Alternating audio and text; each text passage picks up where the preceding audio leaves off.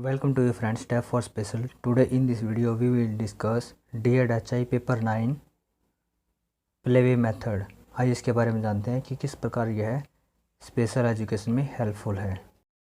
और भी अधिक स्पेशल एजुकेशन से संबंधित वीडियो प्राप्त करने के लिए अभी सब्सक्राइब कीजिए step for special. Thank you friends. आइए अब जानते हैं प्लेवे मेथड कि किस प्रकार से यह एजुकेशन में अपना योगदान निभा सकता है या फिर स्पेशल बच्चों के लिए इसको हम यूज़ कर सकते हैं। आइए इसके बारे में जानते हैं।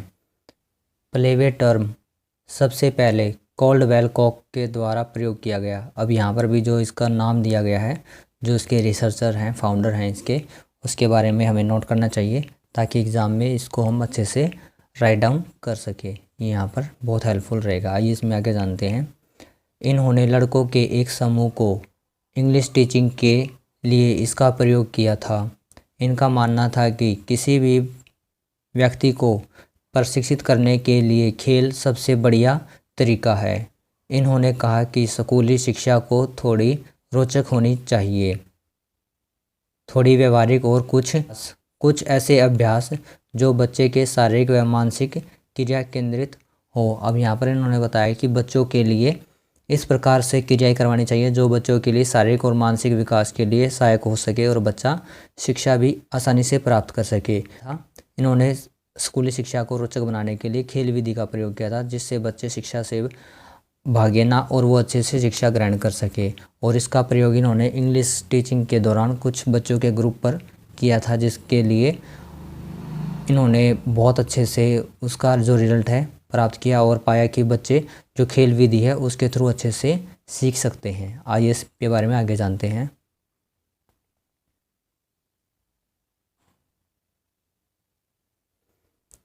इस विधि का यह मानना है कि खेल बच्चों की भाषा है। बच्चा जो बोल नहीं सकता वह अपनी भावनाओं को खेलों के द्वारा व्यक्त करता है। खेलों के द्वारा बच्चों की मानसिक थकावट, उनकी चिंता दूर होती है और ऊर्जा लेवल में बैलेंस बनता है। इसके द्वारा बच्चों में ग्रुप वर्क, नैतिक विकास बढ़ती है। इससे बच्चों में मैं की बजाय हम की भावना डेवलप होती है। अब यहाँ पर बताया गया कि जो बच्चों के अंदर इस प्रकार से बहुत अच्छा विकास देखने को मिला है। यहाँ पर बताया गया कि जो बच्चे बोल नहीं पाते हैं उनके अंदर अपनी भावनाओं को व्यक्त करने के लिए जो खेल का माध्यम है वो बिल्कुल राइट माना गया है। इसमें बच्चों की जो मानसिक थकावट है वो दूर होती है, बच्चों के अंदर जो चिंता होती है वो दूर होती है, बच्चों के अंदर जो एनर्जी लेवल है जिसकी वजह से बच्चे ADHD के जो बिहेवियर्स हैं उनको करने लग जाते हैं, वो सब हम उनका कम कर सकते हैं, नियंत्रण कर सकते हैं। और बच्चे के अंदर जो ग्रुप वर्किंग है, जो सोशल कम्युनिकेशन है या फिर एक जो टीम वर्क है, उसकी स्पिरिट को हम डेवलप कर सकते हैं। बच्चों के अंदर गुड बिहेवियर को हम विकसित कर सकते हैं। और बच्चे के अंदर जहाँ पर मैं की भावना होती है कि I me myself only I am best, तो इसके जगह पर हम बच्चों के अंदर जो वी और एक टीम वर्क की भावना है उसको बढ़ा सकते हैं। जो प्लेवे मेथड है यहाँ पर यह सब बताया गया है। अब आगे दिए गए हैं प्रिंसिपल्स ऑफ प्लेवे मेथड। आइए इसके बारे में कुछ सिद्धांत हैं उनको जानते हैं कि जिनके आधार पर जो प्लेवे मेथड है अपने ऑब्जेक्टिव में सक्सेसफुल होता है। फर्स्ट दिया गया है अधिगम प्रक्रिया को खेलों के माध्यम से आगे बढ़ाना चाहिए। अब यहाँ पर बताया कि जो लर्निंग एबिलिटी है उसको जो प्लेवे मेथड हो उसके थ्रू, प्ले के थ्रू आगे बढ़ाना चाहिए ताकि बच्चे अच्छे से शिक्षा ग्रहण कर सके। आइए इसमें आगे जानते हैं। प्लेवे मेथड का यह मानना है कि बच्चे खेलों को सबसे ज़्यादा इंजॉय करते हैं, जिससे उनकी सीखने की क्षमता बढ़ती है और उनके प्राप्त ऊर्जा का सदुपयोग हो पाता है।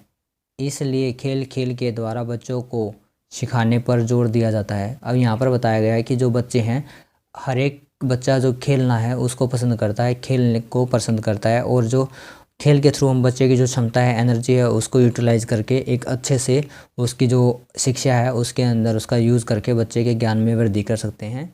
यहाँ पर इसका फर्स्ट जो सिद्धांत है दिया गया है। आइए इसके बारे में आगे जानते हैं। बिना किसी बाधा के पूरी स्वतंत्रता के साथ सीखने के लिए वातावरण उपलब्ध कराना। अब यहाँ पर बताया गया है, आइए जानते हैं इसमें। प्ले वे मेथड शिक्षा में बच्चों को पूरी आज़ादी देने की बात करता है ताकि बच्चे खुद से ये निर्णय ले सके कि उन्हें क्या सीखना है और कैसे सीखना है। ऐसा करने से बच्चे अपनी रुचि के अनुसार विषय वस्तु का चुनाव करके अधिगम को बढ़ा सकते हैं। अब यहाँ पर बताया गया है कि बच्चों को इस प्रकार से वातावरण प्रदान किया जाए कि बच्चे खुद ही अपने आप जो खेल का चुनाव कर सके और अपना जो फ्यूचर है उसके लिए तैयारी कर सकें। यहाँ पर बच्चों को फ्यूचर के बारे में पता नहीं होता, लेकिन बच्चे एक अच्छा प्रैक्टिस करते हैं, अच्छा परफॉर्मेंस करते हैं, तो उसके थ्रू बच्चे इन द फ्यूचर उस गेम में भी अच्छा परफॉर्म कर सकते हैं और किसी भी स्किल में वो अच्छे से परफॉर्म कर सकते हैं। यही शिक्षा का उद्देश्य होता है कि बच्चे को आत्मनिर्भर बनाकर जीवन की सभी कठिनाइयों से लड़ने में या फिर उनको सामना करने के लिए तैयार किया जा सके। इसके लिए जो प्ले वे मेथड है बहुत ही उपयोगी माना गया है। थर्ड पॉइंट दिया गया है इसमें, बाल मनोवैज्ञानिक और व्यक्तिगत विभिन्नता का ध्यान। आइए इसमें जानते हैं। खेल विधि शिक्षण अधिगम प्रक्रिया में बाल मनोवैज्ञानिक और व्यक्तिगत विभिन्नता दोनों को प्रभावी ढंग से ट्रीट करने की बात करता है। इसके लिए शिक्षण के दौरान खेलों का चुनाव करते समय बच्चों के मानसिक विकास, शारीरिक विकास और उनकी क्षमता का अक्षमता को ध्यान में रखने की बात कही गई है। जैसे जो बच्चे शारीरिक रूप से सक्षम नहीं हैं उन्हें मानसिक खेल खिलाए जाए और जो मानसिक रूप से सक्षम नहीं है उन्हें शारीरिक खेल खिलाए जाए। अब यहाँ पर बच्चों के लिए किस प्रकार के खेल को, यहाँ पर बच्चों की योग्यता के अनुसार उनको खेल क्रिया में इन्वॉल्व करने के लिए बात कही गई है। आइए अब जानते हैं पॉइंट 4, ज्ञान प्रदान करने का तरीका अनौपचारिक और प्राकृतिक होना चाहिए। इसके बारे में जानते हैं। खेल विधि में शिक्षक की भूमिका बच्चों के साथ फ्रेंडली बताई गई है, जिससे वह बच्चों को इनफॉर्मल तरीके से ज्ञान दे सके। इसके साथ ज्ञान के हस्तांतरण के दौरान वातावरण का भी ध्यान रखना चाहिए और जहाँ तक हो सके प्राकृतिक तरीके से ज्ञान देना चाहिए। अब यहाँ पर बताई गई है कि बच्चों में जो औपचारिक और अनौपचारिक तरीके से ज्ञान प्रदान किया जाता है वह प्राकृतिक तरीके से प्रदान करना चाहिए और इसमें जो शिक्षक की भूमिका है बच्चों के साथ फ्रेंडली होनी चाहिए कि वह उनके साथ फ्लेक्सिबल रहें, बच्चों को डांटे ना, प्यार के साथ बच्चों को आगे बढ़ने का मौका दे और शिक्षा ग्रहण करने में सहयोग दे। ये यहाँ पर बताया गया है। पॉइंट 5, अब इसमें बताया गया बच्चे अधिगम प्रक्रिया को पूरी तरह से एंजॉय करें। आइए इसमें जानते हैं। कोल्डवेल कोक का कहना था कि हमें अधिगम प्रक्रिया इस तरह से प्लान करनी चाहिए कि उनमें बच्चों की भूमिका एक्टिव लर्नर की तरह हो और वे अपनी रुचि से शिक्षण अधिगम प्रक्रिया में शामिल हो, लेकिन यहाँ पर साथ ही बच्चा अपने विकास और प्रसिद्धि के लिए स्वयं ही जिम्मेदार होगा। अब यहाँ पर बताया गया है कि बच्चों को अधिगम करवाते वक्त एंजॉय जो मोमेंट है उसको फील करना चाहिए और बच्चा उसको फील करके लर्निंग करे। और यहाँ पर बच्चे का जो लर्नर का मोड दिया गया है वो एक्टिव लर्नर बने बच्चा, ताकि वह हर प्रक्रिया को अच्छे से अनुभव करे और उसको एंजॉय करते हुए अधिगम को प्राप्त करे, यहाँ पर बताया गया है। और बच्चा जो भी विकास करेगा, अपना जो भी एक्टिविटी सीखेगा, उसकी रिस्पॉन्सिबिलिटी बच्चे के ऊपर होगी। किसी प्रकार से अध्यापक के लिए कोई भी जवाबदेही नहीं होगी, ये यहाँ पर बताई गई है। आइए अब जानते हैं play way method and school curriculum कि किस प्रकार से प्ले वे मेथड है उसको स्कूल करिकुलम में इन्वॉल्व कर सकते हैं, बच्चों को बेनिफिट दे सकते हैं। आइए इसके बारे में जानते हैं। प्ले वे मेथड के द्वारा अलग अलग विषयों को आनंदपूर्वक ढंग से पढ़ाया जाता है। इस विधि के अनुसार पाठ्यक्रम में निम्न बातों पर ध्यान दिया जाता है। अब यहाँ पर बताया गया है कि जो प्ले वे मेथड है उससे अनेकों विषयों को बच्चों के लिए आनंददायक एक्टिविटी के साथ प्रस्तुत किया जाता है और बच्चे को अधिगम करवाया जाता है, ये यहाँ पर बताया गया है। आइए इसमें जानते हैं। फर्स्ट ऑप्शन दिया गया है लैंग्वेज, कि बच्चों के अंदर लैंग्वेज का डेवलपमेंट करने के लिए किस प्रकार से प्ले वे मेथड है हेल्पफुल होता है, आइए उसके बारे में जानते हैं। प्ले वे मेथड छोटे बच्चों के लिए, बिगनर्स होते हैं जो, उनके लिए, छोटे बच्चों के लिए होता है, इसलिए इसके पाठ्यक्रम में लैंग्वेज डेवलपमेंट पे फोकस किया जाता है, क्योंकि सभी प्रकार के अधिगम का आधार भाषा ही है। भाषा विकास के लिए इनमें नाटक मंच, वाद विवाद, विचार विमर्श, भाषण, spelling, grammar, stories, game activity का प्रयोग किया जाता है। अब यहाँ पर बताया है कि बच्चे के अंदर भाषा विकास करने के लिए अनेक प्रकार की एक्टिविटी कराई जाती हैं, जिसके द्वारा बच्चे के अंदर भाषा विकास करवाया जाता है, क्योंकि जो भाषा होती है उसी के आधार पर जो आगे की शिक्षा है बच्चा उसको ग्रहण करता है और अपना विकास के जो डेवलपमेंट के माइलस्टोन्स हैं उनको प्राप्त करता है। यहाँ पर बच्चे की जो लैंग्वेज डेवलपमेंट है उसके ऊपर विशेष रूप से फोकस दिया जाता है। जो छोटे बच्चे हैं उनको खेल विधि के द्वारा लैंग्वेज के साथ जोड़ा जाता है कि उनके अंदर जो लैंग्वेज का कॉन्सेप्ट है वो विकसित किया जाता है। आइए इसमें आगे जानते हैं।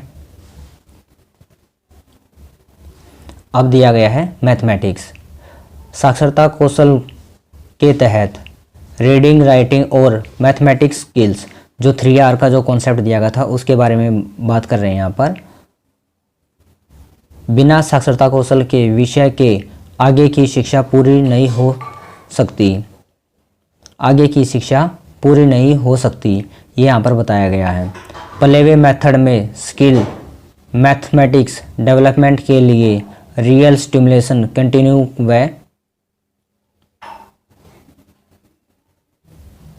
प्ले वे मेथड में स्किल मैथमेटिक्स डेवलपमेंट के लिए रियल सिचुएशन कंटिन्यू व हिसाब किताब सीखा जाता है। अब यहाँ पर बताया गया कि जो मैथमेटिक्स की जो बेसिक स्किल्स होती हैं इसके द्वारा बच्चे के द्वारा वो सीखने के लिए जो प्ले वे मेथड है उसको उपयोगी बनाया गया है, और मैथमेटिक्स के कॉन्सेप्ट के लिए भी जो प्ले वे मेथड है उसको अच्छे से हम प्रयोग कर सकते हैं। थर्ड पॉइंट दिया गया है सोशल स्टडी। आइए इसमें जानते हैं प्ले वे मेथड को किस प्रकार से यूज़ किया जा सकता है।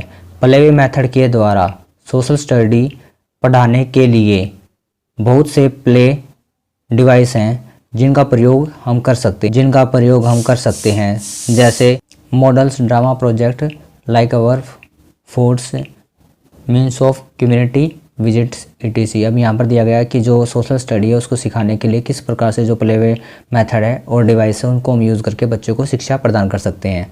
आइए इसमें आगे जानते हैं। प्ले वे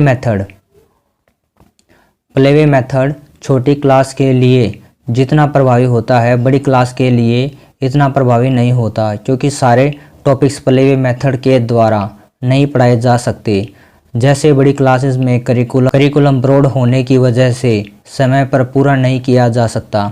और यहाँ पर बताया गया कि जो प्ले वे मेथड है उसके थ्रू जो छोटी क्लासेस का जो करिकुलम है उसको जल्दी पूरा और प्रभावी तरीके से पूरा करवाया जा सकता है, लेकिन जहाँ पर हम बड़ी क्लासों के लिए इसकी बात करते हैं ये यहाँ पर करना उचित नहीं है, क्योंकि जो बड़ी क्लासेस हैं उसके अंदर जो सिलेबस है उसकी वो भी लेंथी हो जाता है और बच्चों का समय पर सिलेबस पूरा करवाना पॉसिबल नहीं हो पाता अगर हम प्ले वे मेथड से करवाते हैं, और बच्चे इससे बोर भी हो जाते हैं, क्योंकि जो छोटे बच्चे होते हैं उनके अंदर घूमने फिरने का और एंजॉय करने का शौक़ होता है, लेकिन जो बड़े बच्चे होते हैं वो किसी ना किसी एक्टिविटी या फिर प्ले वे मेथड में अच्छे से एक्टिवली इन्वॉल्व नहीं हो पाते, इसलिए बड़ी क्लासेस के लिए प्ले वे मेथड को उपयुक्त नहीं माना गया है।